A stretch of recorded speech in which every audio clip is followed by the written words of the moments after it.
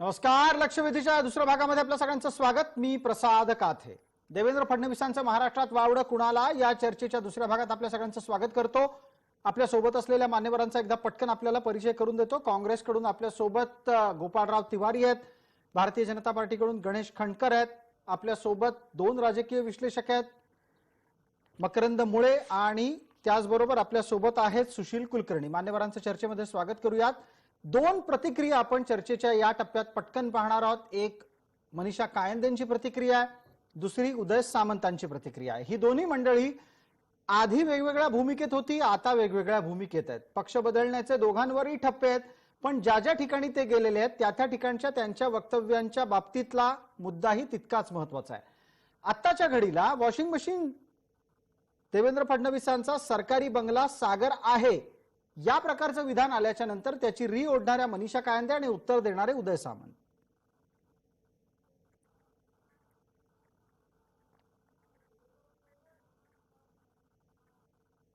बाळासाहेब थोरात साहेब इथं आले आणि आमच्याबद्दल त्यांनी कौतुक करून गेले, तर परत असं चित्र निर्माण होईल की थोरात साहेब देखील शिंदे साहेबांना मॅनेज झालेले आहे. त्याच्यामुळे थोरात साहेबांची भूमिका असेल किंवा राष्ट्रवादी काँग्रेस पक्षाच्या विरोधी आमदारांची भूमिका असेल किंवा अन्य लोकांची भूमिका असेल, ही विरोधक म्हणूनच भूमिका असते. आणि विरोधक असताना त्यांनी जर आमचं कौतुक केलं तर महाराष्ट्रामध्ये एक वेगळा संदेश जाऊ शकतो. आणि म्हणून विरोधक म्हणून विरोधाला विरोध ते करतायत, याच्यामधनं काहीही यशस्वी ते होणार नाही. यांना ओरडण्याचा, दोष आरोप करण्याचा कोणताही नैतिक अधिकार नाहीये. भारतीय जनता पार्टीकडे एक वॉशिंग मशीन आहे. सर्व ईडी ग्रस्त, इन्कम टॅक्सनी पीडित असलेली लोक आज त्यांच्याकडे प्रवेश घेतलेला आहे, त्यांच्याबरोबर सत्तेत आहे. त्यामुळे आशिष शेलार यांनी नाकानी कांदे सोलू नये. चर्चेसाठी आपण आपल्या सोबत असलेल्या मान्यवरांकडे परत येतोय. मला पटकन मकरंद मुळे यांना या चर्चेच्या पहिल्या टप्प्यामध्ये बोलतं करायचं आहे. मकरंद मुळे, येत्या काळात पहिल्या भागामध्ये आपण आतापर्यंत झालेल्या घटनांचं विश्लेषण केलं, आता आपल्याला थोडंसं भविष्यकालीन सुद्धा चर्चेत बोलायचं आहे. येत्या काळात अशी कुठली आव्हानं आहेत जी स्वतः फडणवीसांसमोरही असतील आणि फडणवीसांच्यामुळे इतरांसमोरही असतील? एक तर मला अगदी पहिलं जाणवतं की राजकारणाच्या नैतिकतेची, आदर्शाची जी आपण भाबडी आणि दुटप्पी चर्चा करतोय, ते फडणवीसांसमोरचं खूप मोठं आव्हान असेल. आपण एकीकडे असं म्हणतोय त्यावेळी असं नव्हतं, आता बदललं, तर तसं काही नाहीये. त्यावेळी तसं होतं म्हणूनच अशी आता भूमिका घ्यावी लागली.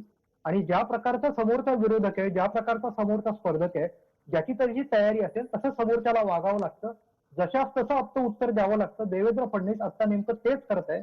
आणि देवेंद्र फडणवीसांचा हा जो वेग आहे, एकूणच सगळ्याला सामोरं जाण्याची त्यांची जी गती आहे, मुळातच विषय समजून घेण्याची जी त्यांची क्षमता आहे, त्याच गोष्टी त्यांच्या वाटेत अडथळा म्हणून निर्माण करण्याकरता विरोधक प्रयत्नशील असणार. आणि आता कसं आहे, अगदी मकरंद मुळे, हा एक अत्यंत महत्वाचा मुद्दा आपण उपस्थित केलात आणि त्यानिमित्तानं पटकन सुशील कुलकर्णींपर्यंत पोहोचूयात. सुशील कुलकर्णी, आपण सातत्यानं कधीही भारतीय जनता पार्टीच्या विरोधकांच्या चर्चेत त्यांची वक्तव्य आणि दावे ऐकले तर एक मुद्दा समोर येतो की अहो, वाजपेयींची भाजप फार वेगळी होती, वाजपेयींचा भाजप फारच आदर्शवत होता, आता काही तसा भाजप राहिला नाही. यातला एक धागा पकडून आपण पटकन सांगा, त्यावेळचा भाजप सहनशील होता, आताचा भाजप हा जशास तसं उत्तर देतो म्हणून तो आवडेन असा झालाय का? गडकरींच्या विषयात ते आता तिवारी बोललेच की गडकरींच्या जे भाजप होती ती आदर्श होती. या गडकरींच्या भाजपला तिवारींनी त्यांच्या काँग्रेसने कधी समर्थन दिले हो? अटल बिहारी वाजपेयींचं सरकार पडावं यासाठी तर सगळा प्रयत्न केला गेला होता ना. त्या काळामध्ये यांच्या ठोशाला प्रतिठोसा भाजप मारत नव्हती. आता नया भारत है सारखं मोदी, फडणवीस, शहा यांचं राजकारण यांना प्रतिठोसा मारणारं झालंय. काँग्रेसचं कसं आहे ना, ते म्हणतात सत्तेसाठी आपापलेले नव्हते, पण लोकांच्या भंडाऱ्यात जाऊन पटकन जीवन येण्याची जी सवय आहे ना, तशी बिहारमध्ये काँग्रेसनं उरकलीय. भंडारा नितीश कुमारांचा, जेवायला गेली काँग्रेस. इथे भंडारा उद्धव ठाकरेंचा, जेवायला आली काँग्रेस. तसं यांना ऐन भंडाऱ्यातून आगंतुक म्हणून उठवून लावल्याचा जो राग आहे ना, तो असा आगतिकपणे यांच्या चेहऱ्यावर दिसतोय. त्यामुळे काँग्रेसची जी ही आदळापट आहे, असं नाही हे वॉशिंग मशीन आहे, हे असं आहे, अहो तो शब्द भाजपने दिलेला आहे त्यावेळेचे प्रदेशाध्यक्ष रावसाहेब दानवे यांनी. तर ती आदळापट चालू आहे, ती वेगळी आहे. आणि तुम्ही जे मगाशी म्हणालात की भाजपची योग्य, भाजपची पहिली भाजप योग्य असं म्हणत, त्याच्या समोर आता या भाजपला नाव ठेवता ठेवता मला जी आव्हानं दिसत आहेत, म्हणजे फडणवीसांच्या बाबतीत आपण जे बोललो होतो की यांचा राग का बरं आहे, हे का सलतायत डोळ्यामध्ये. तर आता पुढे याचं उत्तर आहे, ते सलतायत त्याचं उत्तर तुम्हाला पुढच्या कृतीतून मिळणार आहे. जी. म्हणजे विनायक मेटेंचा अपघाती मृत्यू, त्यावर उत्पन्न झालेल्या शंका, आता वाढणारी जातीय आरक्षणाची आंदोलनं, हे सगळं भाजपला सहन करावं लागणार आहे. कारण तिथे देवेंद्र फडणवीस मुख्यमंत्री आहेत. जशी आव्हानं राजकीय चर्चांची आहेत, तशी जातीय आणि धार्मिक आंदोलनाची आव्हानं देखील देवेंद्र फडणवीसांना पुढच्या काळामध्ये बघावी लागणार आहेत. प्रसादजी, आपण म्हणताय की देवेंद्र फडणवीसांच्या समोर पुन्हा एकदा नव्यानं जातीय आरक्षणांची आंदोलनं येतील, संशयाचे अनेक नवे नवे मुद्दे येतील. जसं आपण ताज्या घटनाक्रमामध्ये पाहिलं, विनायकराव मेटेंच्या मृत्यूच्या नंतरचा एक संशय व्यक्त झाला. रायगडमध्ये एक बोट वाहत आली, त्यात AK-47 सापडली, त्याच्यावरून संशय सुरू झाला.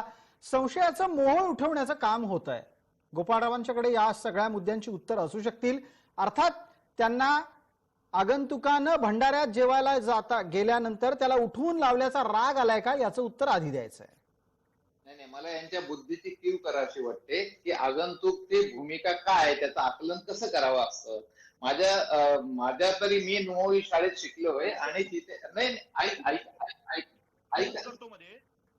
करतो गोपाळराव, आगंतुक ही कल्पना आपल्याला स्पष्टपणे म्हणून करतो. ऐका जरा, ऐका ना.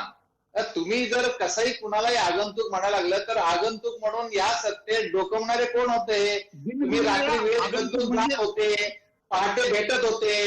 अहो, शिवछत्रपतींना पण या अष्टप्रधान मधल्या काही जणांच्या कटकारस्थानला सामोरं जावं लागलं. तर हा महाराष्ट्र जाती महाराष्ट्र कर्तृत्वावर द्वेष करतो. या महात्मा गांधींचे गुरु डॉक्टर नामदार गोपाळकृष्ण गोखले हेच पुण्याचे, हे देखील, आणि हे लोकमान्य टिळक देखील काँग्रेसचे अध्यक्ष होते. तर तुम्ही आपल्या वृत्ती प्रवृत्तीवर, परंतु त्यांनी तिकडे जाऊ नका, तुम्ही जातीवर जाऊ नका.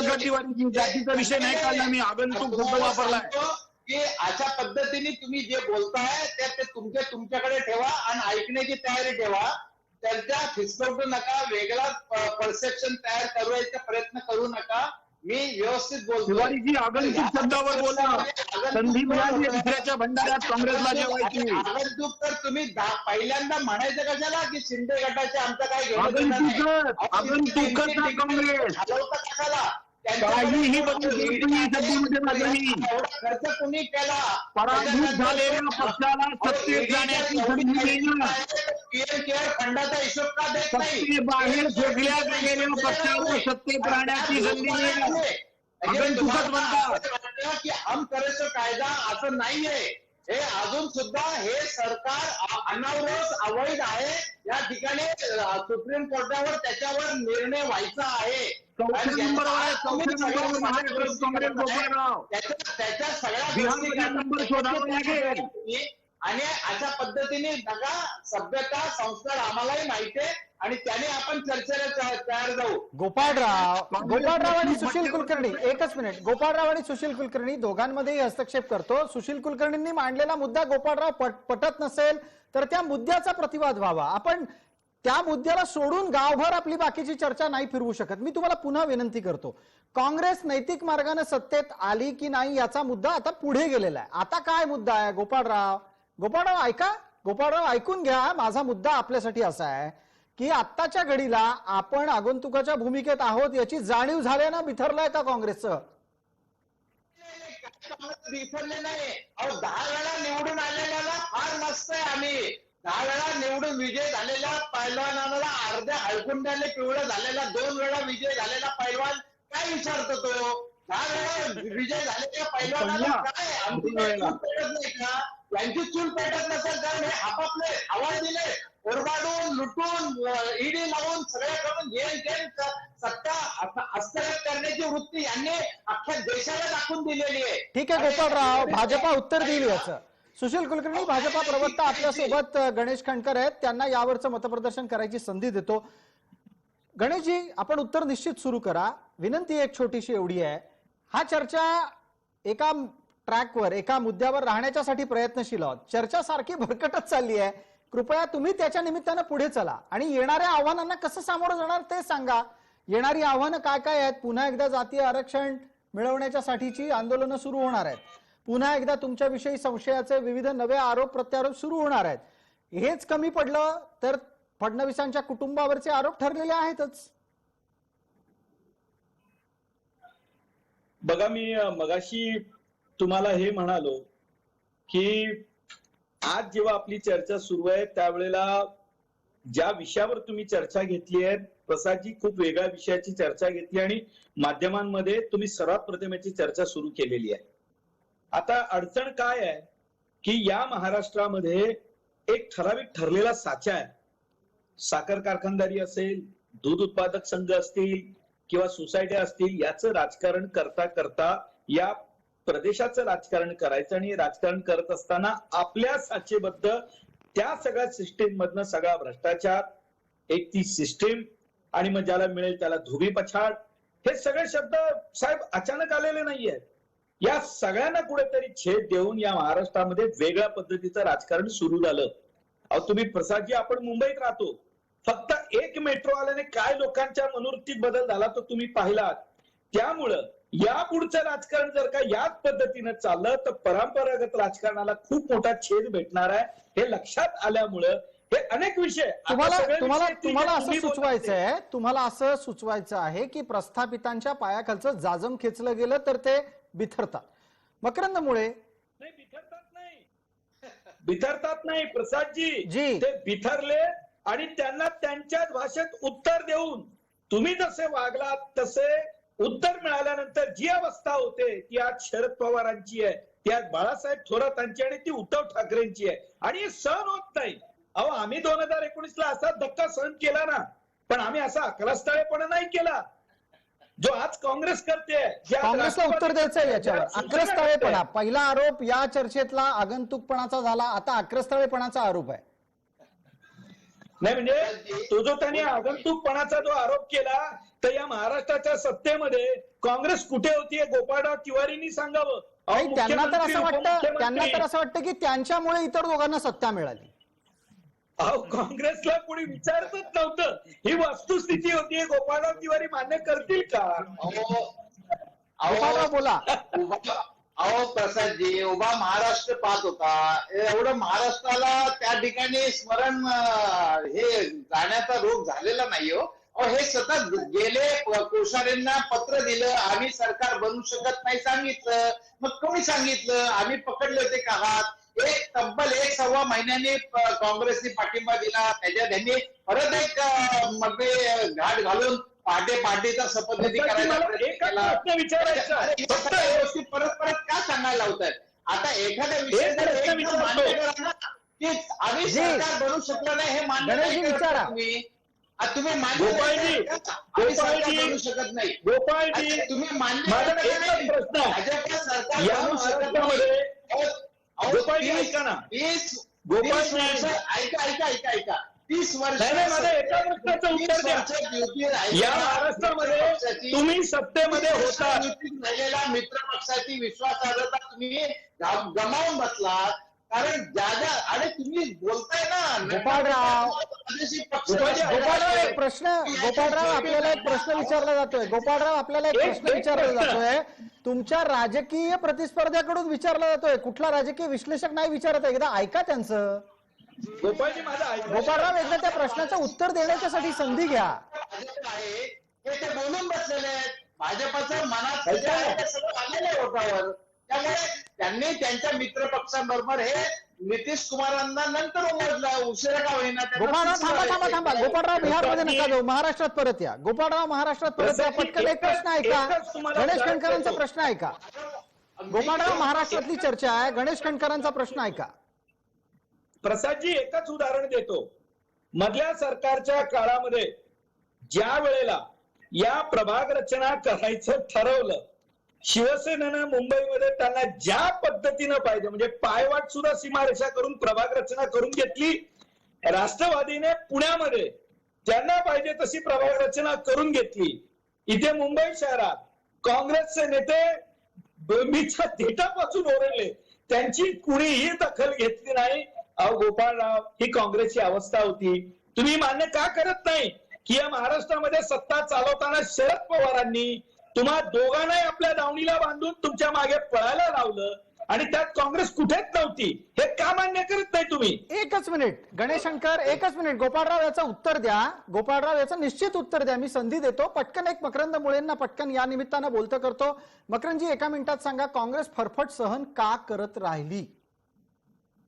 असं आहे की गोपाळ तिवारांनी अगदी चर्चेच्या सुरुवातीला सांगितलं की आम्ही विचार करून सत्तेत गेलो. इथपासून तो आता जो सगळ्या चर्चेचा त्यांच्याच मुद्द्यांचा प्रवास आहे तो लक्षात घेतला तर काँग्रेसच्या लक्षात असं आलं होतं की आपलं अस्तित्व राहणार नाही. विधान परिषदेच्या निवडणुकीत नुकत्याच झालेल्या चंद्रकांत हंडेरांचा पराभव याच्याविषयी फार पुढे चर्चा झाली नाही, कारण सत्ता बदल झाला.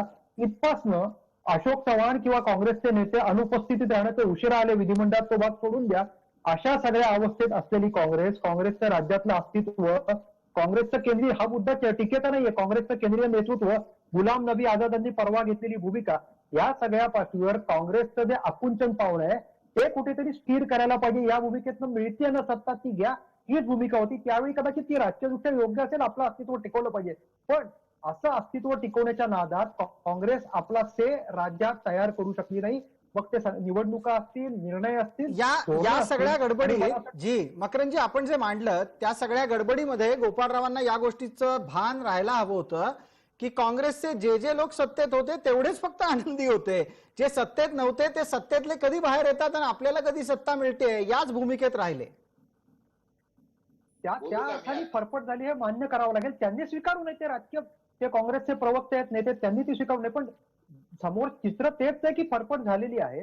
जी गोपाळराव उत्तर देतील याचं एका मिनिटामध्ये. चर्चेच्या शेवटच्या टप्प्यात आपण येतोय. गोपाळराव, वेळेची मर्यादा पाळा. 2019 मध्ये महाराष्ट्राच्या राजकीय परिस्थितीला जी आवश्यक होती ती प्रगल्भ भूमिका राज्याला स्थिर सरकार देण्याची आम्ही घेतली. कारण आम्ही असं कुणाचं ओरबडणं, लुटणं, आडवणं असं करत नाही, शिनाचुट्टी करत नाही. आता यांना एवढं यांच्या कर्तृत्वाचं होतं तर त्या ठिकाणी 126 वरनं 80 वर आले आणि उदारी उसनवारी चिंता करून काँग्रेस राष्ट्रवादीचे घेऊन त्या 103 झाले त्यांचे, नाहीतर 80 आहे त्यांचे. त्यामुळे यांनी स्वतः आत्मपरीक्षण करावं. फक्त मी पुन्हा येईन पण अशा पद्धतीने येईल हे लोकांना माहित नव्हतं, कारण केंद्रात यांचं सरकार आहे, सगळ्या संस्था यांच्या ताब्यात आहे, म्हणून त्या भरोशावर हे म्हणत असतील मी पुन्हा येईन.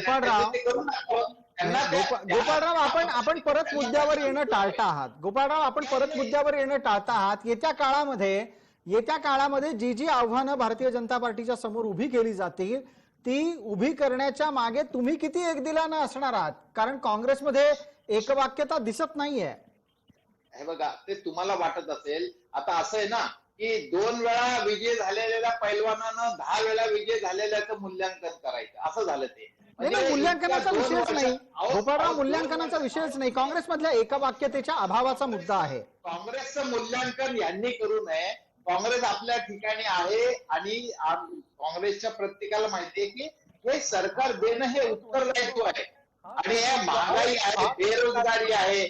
महागाई बेरोजगारीवर बोलणार नाही, याच्यावर प्रश्न चर्चा होणार नाही. यांना सतत दुसऱ्याला दोषी ठरवायचं आणि त्याच्यावर आरोप आणि परसेप्शन ठेवायचं आणि म्हणून आम्ही सत्तेवर राहायचं, कारण यांना वास्तवतेला समोर जाण्याचं धैर्य नाहीये ना. एक प्रश्न गणेश शंकरांना संधी देतो. वेळेच्या मर्यादेचं भान आपल्याला सगळ्यांना ठेवायचंय. वारंवार विनंती मला करावी लागते. गणेश शंकर, काँग्रेस आता ज्या पद्धतीनं फडणवीसांची थांबवा अवघड आहे, हे अवघड आहे. आत्ताच्या घडीला तरी अवघड आहे असं दिसतंय. गोपाळराव, ऐका जरा.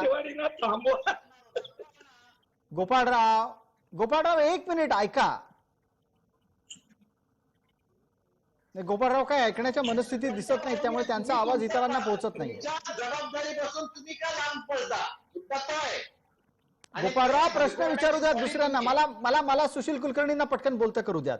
गोपाळराव, आता ज्या काही भूमिका मांडतायत यावरून काँग्रेसची मानसिकता तुम्हाला काय दिसते? सुशील कुलकर्णी, आणि पटकन या निमित्तानं अशा पद्धतीतले विरोधक हे फडणवीसांसाठी सोयीस्कररित्या वाट मोकळी करून देणारे असतील का त्रास देणारे असतील? या विरोधकांचा फडणवीसांना तात्कालिक क्षणापुरता त्रास होईल, पण फडणवीसांची वाट प्रशस्त करणारे असतील. गोपाळराव सारखं म्हणतायत की भाजप 126 वरून 85 वर आली, 80 वर आली. सारखं ते म्हणतायत. गोपाळराव, 200 वरून काँग्रेस 45 वर आली आहे. 45 वर आली आहे गोपाळराव. जरा त्याचं आत्मपरीक्षण कराल तुम्ही कधीतरी. आणि काय सारखं सांगताय आमचे आजोबा फार छान कुस्ती लढायचे, आमचे बाबा फार छान कुस्ती लढायचे, ते 2 वेळेला जिंकलेले आहेत. अहो तुम्ही 2 वेळेला पडलात हो, फार पालथे पडला. 2 वेळेला तुम्हाला राष्ट्रवादी सोबत सत्ता करावी लागली आहे. 2 वेळेला 45 वाईट अवस्था झाली आहे. आणि तरी अजून लोकांचं काय झालं? एक FIR दाखल केला का पुलवामाच्या बद्दल? कुणाला जबाबदारी निश्चित केली का? तुमचा पक्ष करतोय ते बघा. भाजपची काय वाट लागली आहे हे बघायची आपल्याला काही गरज नाही आहे. आपल्याला दोघांनाही भाजपची काय वाट लागली आहे हे तपासण्याची गरज नाही आहे. मी तुम्हाला काँग्रेसचा आकडा सांगतोय. महाराष्ट्रात 200 वरून 45 वर आली आहे. 25% सुद्धा उरलेली नाही आहे काँग्रेस गोपाळराव.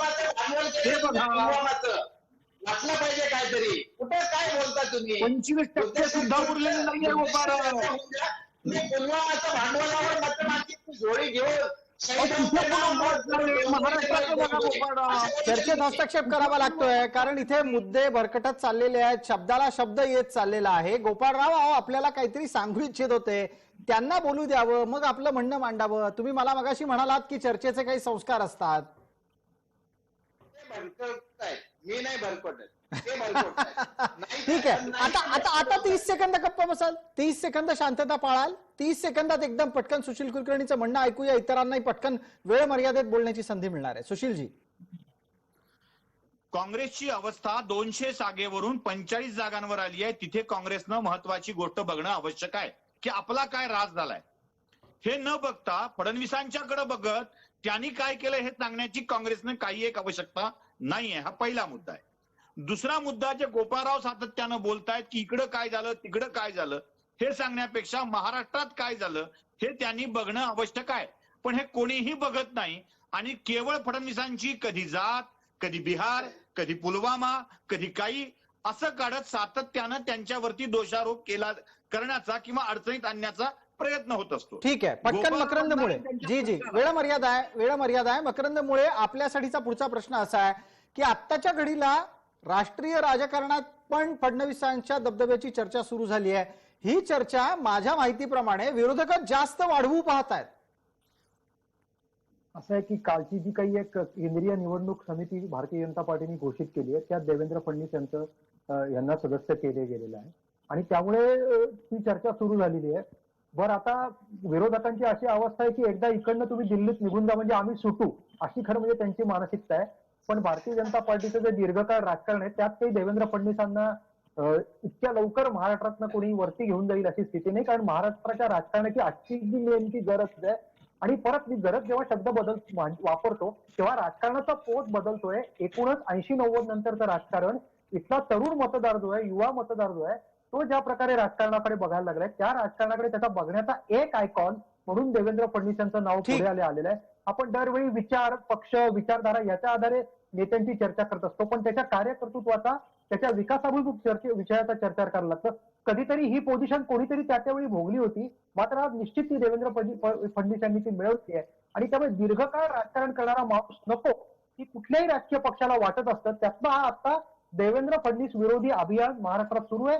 मी जसं सुरुवातीला म्हटलं तसं हे दीर्घकाळ चालू राहणार आहे, पण त्याला काही पर्याय नाही. फडणवीसांना अशा सगळ्या अडचणींना सामोरं जाऊन त्यांचं राजकारण भारतीय जनता पार्टीला विजयी करणं हेच आव्हान स्वीकारावं लागणार आहे. पटकन पुढचा प्रश्न माझा गणेश खंडकर यांच्यासाठी. देवेंद्र फडणवीस विरोधी अभियानात फडणवीस एकटे आहेत, दुकटे आहेत की सगळे सोबत असलेले आहेत आणि त्यांच्या नेतृत्वात आहेत? बघा, असं आहे की एकदा या पद्धतीनं उत्तर मिळाल्यानंतर जे राजकारणात होत असतं ते आता होत आहे. आमची याबाबतची मानसिक तयारी पक्ष म्हणून आहे.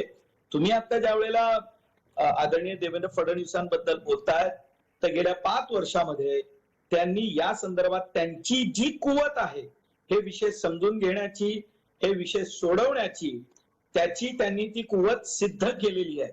आता दुसरी मुळात अडचण अशी आहे ना की आता जे राजकीय विश्लेषकांनी जे सांगितलं की या महाराष्ट्रातला तरुण आत्ताच्या राजकारणाकडे एका वेगळ्या भूमिकेनं पाहतोय आणि ज्या वेळेला या महाराष्ट्रामध्ये एक वेगवेगळा आयकॉन येत असताना डेव्हलपमेंट या विषयावरती जर कुणीतरी बोलतंय आणि 5 वर्ष त्या माणसावरती कुठलाही आरोप कुणाला करता आला नाही, तर नक्कीच त्या व्यक्तीविषयी बघण्याचा दृष्टिकोन हळूहळू बदलत जातो. आणि ठीक आहे. म्हणूनच हे आव्हानं येणारच, आमची तयारी आहे यासाठी, आणि त्यांनी सुद्धा स्वतःला तयार केलंय. पण त्यांनी जशाच तसं सडेतोड उत्तर दिलं, ज्याची अपेक्षा यांना नव्हती. जी, म्हणून ही गोपाळरावांना सगळं- वेळ मर्यादेमध्ये उत्तर देण्याची संधी मला गणेश खंडकर द्यावी लागते, त्याच्यामुळे मी आपल्याला थांबवतो. गोपाळराव, 1 मिनिट उरलंय फक्त. हे बघा प्रसादजी, एकनाथ शिंदे म्हणले होते की आमच्या मागे महाशक्ती चट्टान की तरह खडी आहे, चट्टान की तरह. त्यामुळे केंद्रीय सत्तेचा, मोदींचा, अमित शहाचा, तपास यंत्रणांचा जो काही वापर करायचा, जो आधार घेऊन त्यांना त्यांचं कर्तृत्व दाखवण्याची ह्या महाराष्ट्राच्या पिचवर जी काही संधी मिळाली आहे, त्याचा त्यांनी पुरेपूर फायदा करून जे काही त्यांनी त्यांचं कर्तृत्व दाखवलं, त्यांचं त्यांना लखलावंय. आम्ही कुणीही त्यांच्या कुटुंबियांवर कुणीही आरोप केलेले नाहीत, हे पुन्हा या ठिकाणी बोलतो. उलट यांना एकनाथ शिंदे देखील आता, आणि शिंदे गट कसा कसपटमान त्या ठिकाणी वाटायला लागला, कारण हे वारंवार मुख्यमंत्री म्हणून आत्ताच्या चर्चेत पण यांनी देवेंद्रजींचं नाव घेतलं. बघा आता तुम्ही मागचं रेकॉर्डिंग बघा. कुणी म्हणजे आज ते संविधानानुसार मुख्यमंत्री नसताना देखील त्यांना ते मुख्यमंत्रीच संबोधतायत. म्हणजे आपल्या सहकार्याला किती आपण खालच्या दर्जाची वागणूक देतोय हे त्याच्या प्रवृत्तीत दिसून येतं या ठिकाणी. बघा तुम्ही. ठीक आहे, आपण या निमित्तानं वेळ मर्यादेची एक छोटी आठवण तुम्हाला करून देतो, आणि आपली भूमिका आपण मांडलीत त्याबद्दल तुमचे धन्यवाद. तुमच्याच बरोबर इतर सर्व मान्यवरांचे या चर्चेत सहभागी झाल्याबद्दल मनपूर्वक आभार. लक्षवेधीच्या या चर्चेमध्ये तूर्तास इतकंच. सर्व प्रेक्षकांना जय महाराष्ट्र.